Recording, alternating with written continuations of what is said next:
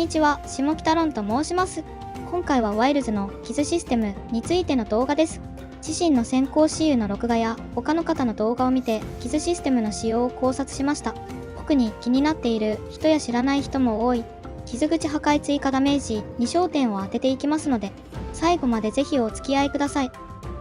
まずはこの傷システムの基本を振り返ってみましょう。モンスターの特定の部位にダメージを与え続けることで、その部位に傷口が発生し、以降のダメージが増加します。この傷口に攻撃を続けることで、最終的に傷口破壊が発生します。傷口破壊、あとは元のダメージに戻り、再び攻撃して傷つけとサイクルしていきます。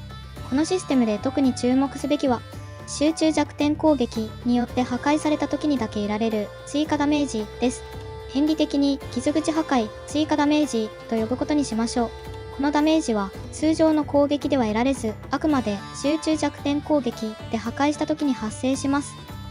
ここで傷口破壊追加ダメージの具体的な数値を見ていきましょう。ソロプレイでのチャタカブラの傷口破壊による追加ダメージは32でしたが、ソロプレイの土砂熊では60に達しました。おそらく傷口破壊追加ダメージはモンスターの体力をもとに算出されているかもしれません。このようなダメージの計算方法は過去のサンブレイクの総流突進ダメージやアイスボーンのぶっ飛ばしダメージでも類似の要素が見られました。さらに集中弱点攻撃が複数ヒットする武器の場合、また異なる状況が見えてきます。例えば体験の私有映像では集中弱点攻撃が成功した際に32、65、97、97といった連続したダメージが発生しました。このことから傷口破壊追加ダメージには段階が存在する可能性があります。ダメージ数値を小数点まで表示した先行私有動画を見ると、ダメージ段階は以下のようになっているようです。1段階目 32.5 ダメージ、2段階目 65.0 ダメージ、3段階目 97.5 ダメージ、3段階目以降はそれ以上のダメージ上昇が見られず、97.5 ダメージが継続して発生するようです。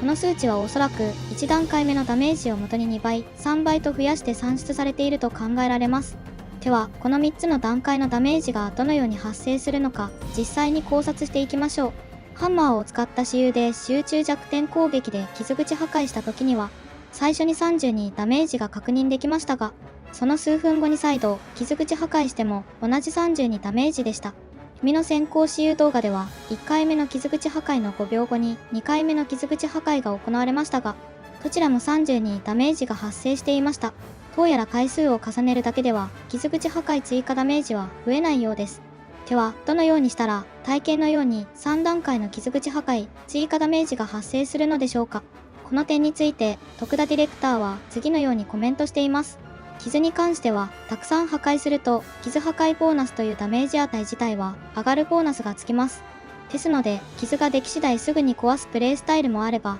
いくつか傷を温存させて一気に壊すことで、大きな見返りを得るプレイも可能です。このインタビューにおける大きな見返りというのは、すなわち3段階の追加ダメージボーナスのことを示唆しているのかもしれません。その大きな見返りを得るためには、一気に傷口破壊をしなければならない。つまり、一気に傷口破壊することによって、傷口破壊時追加ダメージが段階的に上昇するということだと思われます。特に、体験のような多段ヒットを持つ集中弱点攻撃では、1回の攻撃で複数の傷口を壊すことができるため、このボーナスが発生していると考えられます。あくまで仮定ですが、この一気にというのは、1回の集中弱点攻撃で、と置き換えると分かりやすいかもしれません。しかし、武器種によってはこのボーナスが得られにくい場合がありそうです。各武器の集中弱点攻撃にはそれぞれ特性があり、メリットやデメリットが異なるように見えます。例えば、ハンマーは狭い範囲しか攻撃できませんが、集中弱点攻撃後にタメ3叩きつけをつなげて高いダメージを与えられます。体験は傷口を一気に破壊できるものの、集中モード時の動きが遅く扱いにくそうです。カンランスはドリル攻撃で狙った部分の傷口破壊がしやすそうですが、モンスターが大きな隙を見せなければ当てるのが難しそうですし、また、たちは傷口破壊で基準ゲージ段階上昇のバフがあるものの集中弱点攻撃の判定が狭いなど、それぞれの武器に傷口破壊の得手不得手がありそうなのが興味深いポイントです。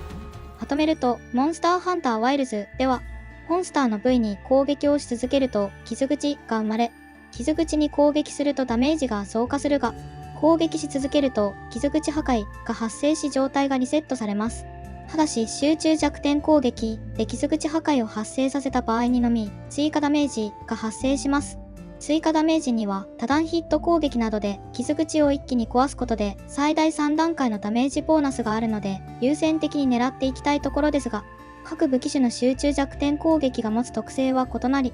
例えば攻撃範囲が広いもしくは多段ヒットするためダメージボーナスを得られやすいが集中モード時の移動が遅い。反対に攻撃範囲が狭くヒット数も少ないためダメージボーナスを得にくいが自己強化ができる、または攻撃の出が素早かったり、ダメージボーナスを狙うことへのメリットとデメリットが存在しており、どの武器種でも一概にまとまったダメージボーナスを狙えばいいというわけではなさそうです。傷口破壊時追加ダメージのボーナスを狙わず、発生した傷口を毎度壊す方が良いこともあり得るかもしれません。こういった各武器の集中弱点攻撃の特性を理解し活用することが、ワイルズの立ち回りの楽しみになるかもしれません。ただ、留意すべきなのが、あくまで製品版でのデータでなく、TGS 用の先行体験版で考察しているということです。現に8月後半の先行プレイでは、土砂熊の1段階目の傷破壊追加ダメージは330ととても高いものになっていますが、今回の TGS では60までに下げられています。それを踏まえ、今回の TGS バージョンから傷破壊追加ダメージのボーナス段階の計算式が変わる可能性は高いです。さて、皆さんが他の先行私有動画や自身でプレイして気づいたことがあれば、ぜひコメントでシェアしていただけると助かります。それでは、ご視聴ありがとうございました。